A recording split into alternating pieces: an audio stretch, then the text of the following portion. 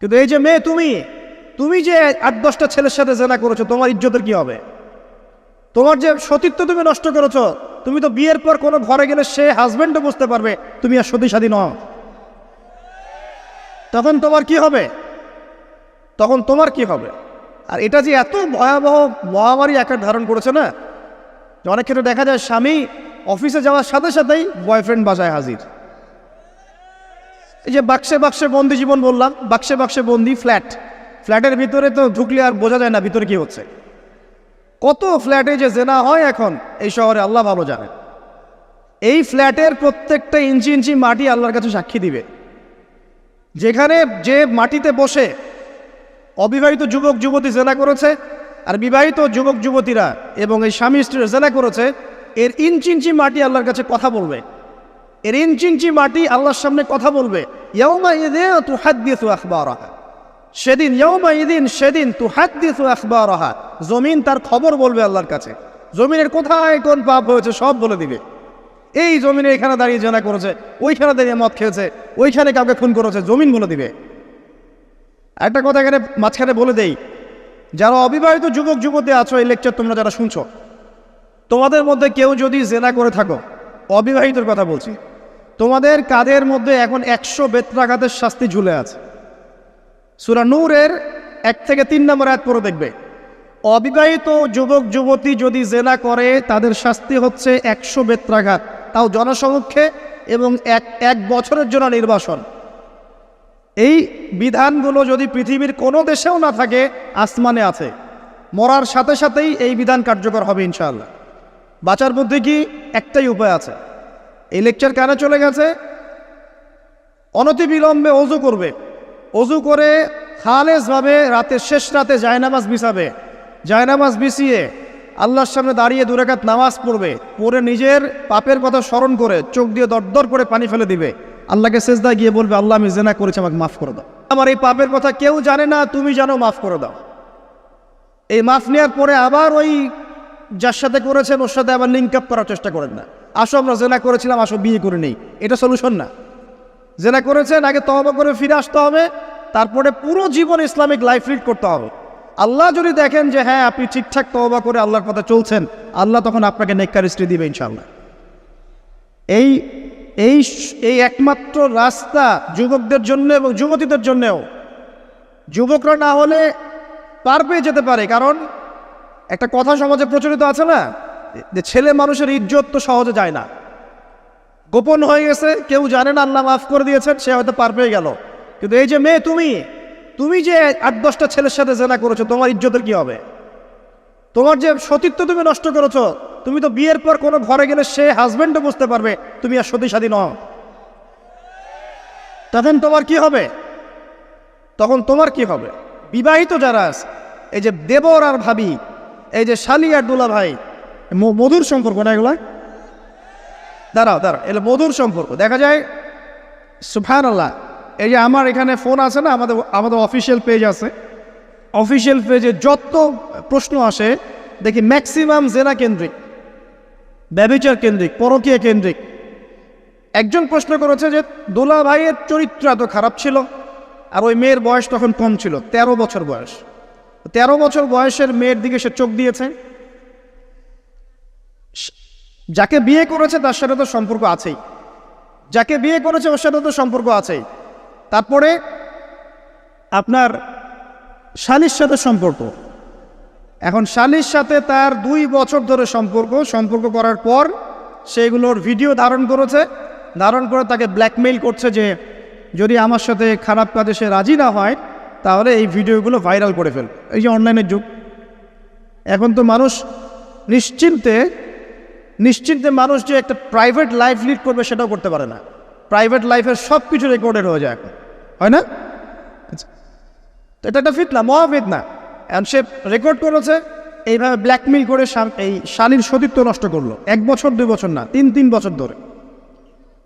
এখন এই মেয়ে প্রশ্ন করছে পেজের মধ্যে যে এখন তার মানসিক অবস্থা এতই খারাপ, সে জিজ্ঞাসা করছে আমি যদি আত্মহত্যা করি তাহলে আমার পাপ হবে কিনা।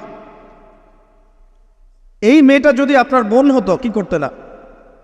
আল্লাহ না করুক, এই মেয়ে যদি কারো মেয়ে হতো তাহলে কি করতেন আপনি? আপনার কাছের কেউ হলে আপনি কি করতেন? এখানে ওই শাস্তিটা না বলে সামনে যেতে পারছি না। শোনেন, যারা বিবাহিত ব্যক্তি হওয়ার পরেও পরকীয়া করেছেন, বিবাহ করার পরেও পরকীয়ার পাপে লিপ্ত ছিলেন বা এখনও আছেন, জেনে হোক না জেনে হোক করেছেন, অথবা এটা জেনে করেছেন যেটা একটা খারাপ কাজ তারপরেও করেছেন, রাসূলুল্লাহ সাল্লাল্লাহু আলাইহি ওয়াসাল্লামের হাদিস এবং আল্লাহ পাকের কালাম অনুযায়ী তাদের শাস্তি হচ্ছে কোমর পর্যন্ত মাটিতে পুঁতে ফেলে পাথর নিক্ষেপ করে রজম করে হত্যা করা। ইসলামিক যদি কোনো রাষ্ট্র থাকতো বা এটা যদি হতো, বা এটা যদি ইমামুল মাহদির যুগ হতো বা ওমর রাদিয়াল্লাহু আনহুর যুগ হতো, তাহলে এই শাস্তির বাইরে আপনি চলতে পারতেন না যদি এটা প্রমাণ হতো। এই শাস্তি যদি দুনিয়াতে কার্যকর নাও হয়, আপনি যদি তওবা না করে মারা যান, তাহলে কিয়ামতের মাঠে এই শাস্তি আপনি ভোগ করবেন। খুব মজা লাগছে পরকীয়া করতে। সকালে একটার সাথে, দুপুরে একটার সাথে, আজকে একজনের সাথে রাত কাটান, কালকে আরেকজনের সাথে রাত কাটান, খুব মজা পাচ্ছেন। রাত্রেবেলা মদ খান আর হোটেলে রাত কাটান, সকালবেলা আবার অফিসে যান। আমাদের শহরের এগুলা কালচার কোত্থেকে আসলো? এই শহরকে পবিত্র করবে কে এবং এই শহরের আসল রূপগুলো স্পষ্ট করবে কারা? খুব মজা পাচ্ছেন এগুলোতে। সুবহানাল্লাহ। একটা বিষয় বুঝাই, ইসলামে কেসাস আছে, কেসাস। মনে করেন আমাকে কেউ হত্যা করেছে, আপনি তাকে হত্যা করতে পারবেন। মনে করেন আপনি কাউকে হত্যা করেছেন, ঠিক আমাদের লজের মতো কেউ যদি কাউকে হত্যা করে তাকে ফাঁসি দেওয়া হয় না, এরকমই কেউ যদি কাউকে হত্যা করে, ইসলামের বিধান কেসাস করা, মানে হাতের বদলে হাত, চোখের বদলে চোখ, কানের বদলে কান, নাকের বদলে নাক, জানের বদলে জান, যদি প্রমাণ হয়। কিন্তু এখানেও হত্যাকারীর বাঁচার সুযোগ আছে। কীরকম? মনে করেন আপনি আমার পরিবারের কাউকে হত্যা করেছেন, আল্লাহ না করুক। এখন আপনি এসে আমাকে ক্ষমা চাচ্ছেন যে আমার ভুল হয়ে গেছে, আমি মুক্তিপণ, রক্তপণ দিব, আমাকে মাফ করে দেন। এখন আমাদের পরিবারকে আপনাকে বললো ঠিক আছে আপনাকে মাফ করে দিলাম, আপনার কেসাস করার দরকার নেই, আপনি রক্তপণ দিয়ে দেন, তাহলে আপনি বেঁচে থাকার সুযোগ পেলেন। কথা বুঝতে পারছেন? একটা হচ্ছে মুরতাদ। মনে করেন কেউ ইসলামের কিছু বিষয়কে অস্বীকার করেছে, তাকে জেলখানায় বন্দি করে রাখা হবে, সুযোগ দেওয়া হবে যে আপনি কি এগুলো জেনে শুনে বলেছেন নাকি এর উপর অটল থাকবেন না ফিরে আসবেন। সে যদি বলে না আমি তওবা করলাম, আমি এগুলো থেকে ফিরে আসলাম, ও বেঁচে থাকার অধিকার পেয়ে গেল। কিন্তু বিবাহিত ব্যক্তি যারা ব্যভিচার করেছে, বিবাহিত ছেলে বা মেয়ে ব্যভিচার করেছে, তওবা করে যদি ফিরেও আসে, রজমের শাস্তি থেকে বাঁচার কোনো সুযোগ নেই। আল্লাহর কাছে ক্ষমা চান, ইস্তেগফার করেন। জেনার ফলশ্রুতিতে সমাজে মহামারী নেমে আসে। জেনা, পরকীয়া, অশ্লীলতার কারণে সমাজে এমন সব রোগ ব্যাধির উদ্ভব হয় যেগুলো কখনো ছিল না। এই শহরটা জেনার শহর। আমাদের এই ঢাকা শহর জেনার শহর। আপনাকে এটা বোঝার জন্য আমার লেকচার না শুনে আপনি পেপার পত্রিকা ঘাটেন, অনলাইন সার্চ করেন, দেখবেন এই শহরে আনাচে কানাচে জেনা হয় এবং ওপেন জেনা হয়, মানুষ জেনাকে হালাল মনে করে। এই শহরের যুবক যুবতী যারা একে অপরের সাথে বয়ফ্রেন্ড গার্লফ্রেন্ড কালচারে লিপ্ত আছে, এটাকে তারা হালাল মনে করে, কেউ হারাম মনে করে না। কত বড় সাহস দেখায়। আর রাস্তা দিয়ে আমরা হেঁটে গেলেও বয়ফ্রেন্ড গার্লফ্রেন্ড এসে আমাদেরকে সালাম দেয়, হুজুর আমাদের জন্য একটু দোয়া করেন। তো প্রত্যেকটা পার্কে পার্কে যাবেন, এই যে আপনাদের রেস্টুরেন্টগুলোতে যাবেন, দর্শনীয় যে স্পটগুলো সেখানে যাবেন, দেধার সে জেনা হচ্ছে, জেনা আর জেনা। আমি এই যুগের কথাই বলছি। নবী সাল্লাল্লাহু আলাইহি ওয়াসাল্লাম বলছেন, আমাদের নবী বলছেন, আমার উম্মতের একটা অংশ, সবাই না, আমার উম্মতের একটা অংশ অবশ্যই জেনাকে হালাল করে নেবে, অবশ্যই মদকে হালাল করে নেবে, মদ পান করবে কিন্তু মদের নাম অন্য দিবে, এবং তারা গান বাজনা বাদ্যযন্ত্র নর্তকীদেরকে হালাল মনে করে নিবে। নবী সাল্লাল্লাহু আলাইহি ওয়াসাল্লাম বলেছেন, যখন সমাজে এরকম পাপ বাড়ে তখন সমাজে এমন সব রোগ ব্যাধি আসে যা আগে কখনো ছিল না। এবং এদের ব্যাপারে নবীজি বলেছেন, একদিন সকালবেলা আল্লাহ পাক এদেরকে বানর এবং শুয়োর বানিয়ে দিবেন। কিয়ামতের আগে এই ঘটনাও ঘটবে, বিকৃত হবে। ভূমিধস, ভূমিকম্প, ভূমিধস এবং আকৃতির বিকৃতি, এগুলো আযাব আসবে আল্লাহর পক্ষ থেকে, এই জেনা, এই ব্যভিচার, এই পরকীয়া, নোংরামি, অশ্লীলতার কারণে। ঘরে ঘরে এগুলা বয়ফ্রেন্ড গার্লফ্রেন্ড কালচার। কেউ মনে করে না যে এগুলো হারাম, কেউ মনে করে না যে আমার এই যে সহপাঠী আমার গায়রে মাহরাম। এই গায়রে মাহরাম শব্দটাই নাই।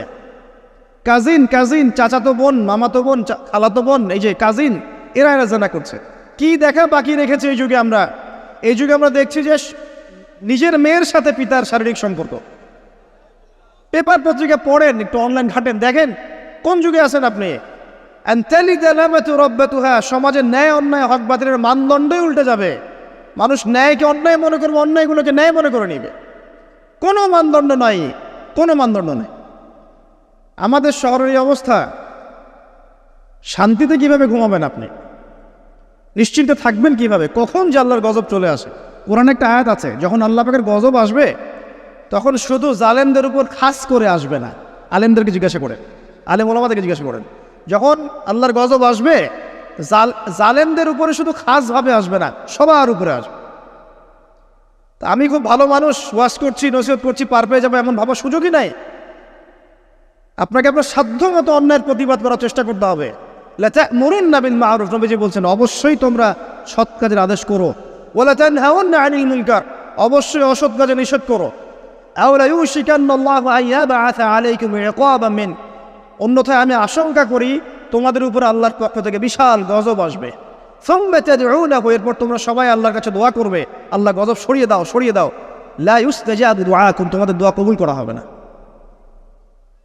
নবী সাল্লাল্লাহু আলাইহি ওয়াসাল্লাম বলছে মান রাআ মিনকুম মুনকারান, তোমাদের মধ্যে যে কেউ হুএভার হি ইজ, যে কেউ যদি কোনো মুনকার, নোংরা গর্হিত কোনো কাজ দেখে, তাহলে যেন ফাল ইউগাইয়ির বিয়াদিহি, তার সামর্থ্য থাকলে হাত দিয়ে যেন ঠেকায়। সামর্থ্য থাকলে হাত দিয়ে যেন ঠেকায়। যাদেরকে আল্লাহ পাক হাত দিয়ে ঠেকানোর ক্ষমতা দিয়েছেন তাদেরকে আল্লাহ পাক জিজ্ঞাসাবাদ করবেন, কেন ঠেকালে না তুমি? জেনার লাইসেন্স দিলে কেন? মদের লাইসেন্স দিচ্ছে কেন? ঠেকালে না কেন তুমি? অন্যায় কাজকে ঠেকালে না কেন? যদি তুমি না পারো, ওয়াইল্লাম ইয়াস্তাতি, যদি সে না পারে, তাহলে ফাল ইউগাইয়ির বিলিসানি, তাহলে যেন মুখ দিয়ে সেটা প্রতিবাদ করে। এই যে মুখ দিয়ে প্রতিবাদ করার ক্ষমতা আলেম ওলামার আছে, যাদের হাতের ক্ষমতা নেই, মুখের ক্ষমতা আছে। সেটাও যদি না পারো, ওয়াইল্লাম ইয়াস্তাতি, সেটাতেও যদি সে সক্ষম না হয়, ফাবিকলবি, তাহলে যেন অন্তর দিয়ে ঘৃণাটা পর্যন্ত করে। ওয়াবিযালিকা আদআফুল ঈমান, এটা হচ্ছে ঈমানের সবচেয়ে নিকৃষ্ট একটা অবস্থা, সর্বনিম্ন অবস্থা। এর নিচে ঈমানের কোনো অবস্থাই নাই। তার মানে অন্যায় দেখে আমাদের যাদের মনে কোনো ফিলিংসই কাজ করছে না, তার মানে আমাদের ঈমান নাই আসলে। সহজ কথা, ঈমানের সেই তেজ নাই আমাদের মধ্যে। আসুন, একটা ব্যাখ্যা এটাও হতে পারে সমাজে ন্যায় অন্যায় হক বাতিলের মানদণ্ড উল্টে যাবে। একটা জায়গায় যাচ্ছি, তার আগে একটা কথা বলতে ভুলে গিয়েছিলাম। এখন